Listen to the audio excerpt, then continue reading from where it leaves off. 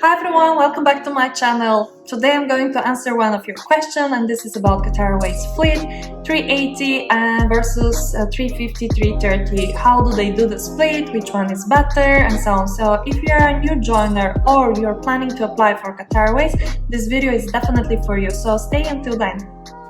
If you're new here to my channel, I'm Svetlana and I used to work for 4 years in Qatar Airways, so I'm sharing some of my experience in this video. Make sure to subscribe and hit the notification bell so you know every time when I'm uploading a new video.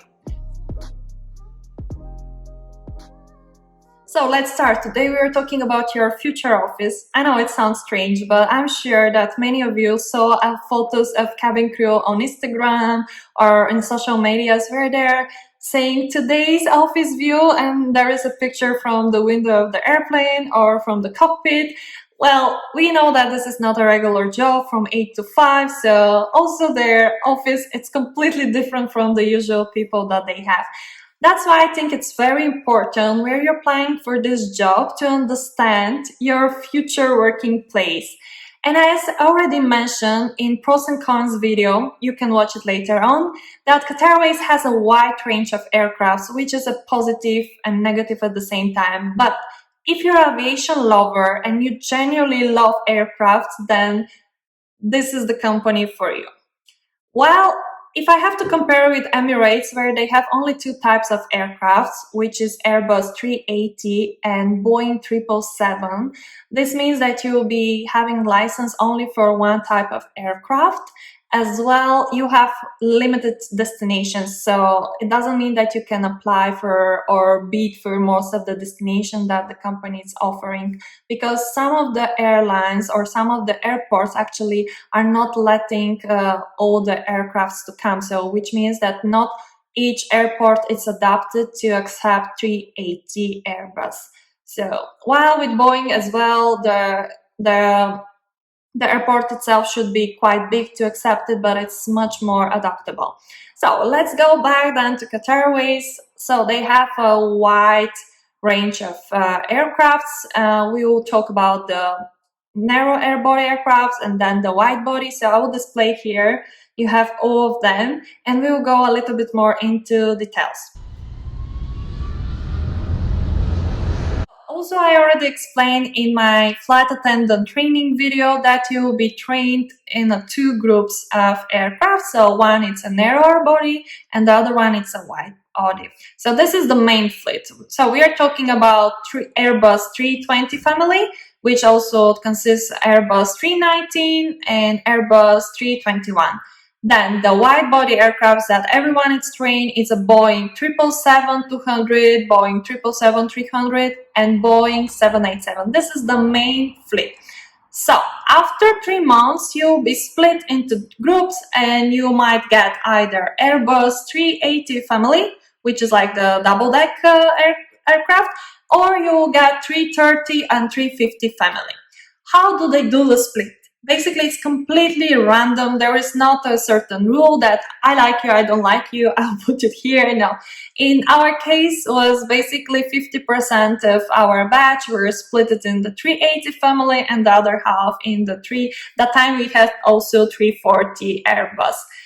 And then nowadays it depends also on their requirements. If they bought more of the Airbus 380, definitely they will need more crew to train, so they might have a bigger percentage of the batch put there, or the other way around. If they bought more of 350 Airbus aircraft, they will put more crew here. Can you change the fleet? Well, officially no, but if you prove that there are some valid reasons and you speak with your management team, they might do the change, but it's a very randomly. Also, it can happen that after flying a certain period of time, if you've been operating this kind of group or the 380 family, that you might be swapped, or even without asking about that. So it can happen, and it happened to some of my friends. Well, I will talk about, from my personal opinion, also what I really like about 350 family, and I also spoke with a friend of mine who was being shifted from 380 to 350, so I also have her opinion about what is better in her thinking what are the pros and the cons. So let's start with the 380 family. Well, we know it's a double-decker Airbus, which means more passengers as well, more crew. So you might have up to 500 passengers on the Airbus 380, which means 25 crew. Well, having in mind 25 crew, it means that the chances that you might get over and over repeating and flying with the same crew is really high, and that can happen, and which creates like a small family. The team spirit in 380 family, it's really strong. Also, they're very supportive, very organized. They have a very good organization because they have to be very fast. Usually if they see a crew stuck in the line, they will always go and support, because they already know each other. They know everyone how it's working, so they know the style, which makes it really easy. Also, they are flying over and over the same destination, like Bangkok, London, Paris, nowadays Sydney, Australia. Well, airports or destinations where they have a lot of passengers going through. Instead of having 3 flights of Boeing 777, they might have just 2 flights of 380, which means that you might have like your third home instead of, not only your base, but this can become also your base that you're going over and over in Bangkok, where you'll get to know the locals or even have your things to do there. So in a way, it's a good, or at least some of my friends, they really like this because they could go in Bangkok, do their beauty procedure, their nails, massage, or whatever. They already knew the destination, so they felt very comfortable with it. While we are talking about 350 and 330 family here, what I personally liked about that is the variety of the destinations that we had. It's a newer type of aircraft, especially 350 what I'm talking, and then you have more destinations, more variety. Every month I was getting different places, so I rarely repeat the same destinations. Unless when I was flying 340, then it was like kind of the 380. We were going usually to Sri Lanka, or I had a million times of Kuala Lumpur, which I also didn't mind, but I didn't have like 3 times in a row the same destination. I might have at least one Sri Lanka, like Colombo, and then I had the other layovers that were completely different, so which I really like. Well, here, when it comes to the crew, you don't have repetitiveness. So it means that you really fly over and over with different crew, which also can impact the team spirit. So it means every time you start from zero, which also happens in the main fleet.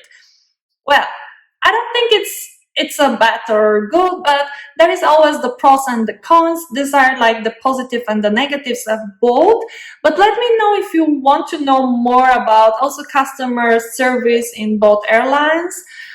Yeah, also something else to consider when it comes to a long term and working in a business class, then only on 380 you'll get a first class. This is the only aircraft that Qatar Airways has a first class, or officially like a difference between when it comes to economy, business, and first class. While the rest, they might have either just like business class and economy, or economy and then first class. So it really depends on destination. Well, while in 380 family here, you have specific training. So the training is a little bit longer because the service in first class is completely different. I think this is also a good point to consider about that when it comes to customer service. Also, of course, you will not always work this. This is only once you become a business class crew. Something else to consider is when you bid for the flight, so make sure that the destination that you're bidding for, it's with the licenses or the Airbus that you can operate. So if you're bidding for destinations with the 380, but you're actually 350 family, so you'll never get that destination. So make sure to check your details every time before bidding for the flights. And yeah, let me know if this video was interesting for you. If you would like to know something else more into details, I will really appreciate your comments and also thumbs up, because it motivates me to keep on doing what I'm doing. And yeah, thank you very much for watching and see you soon. Kisses!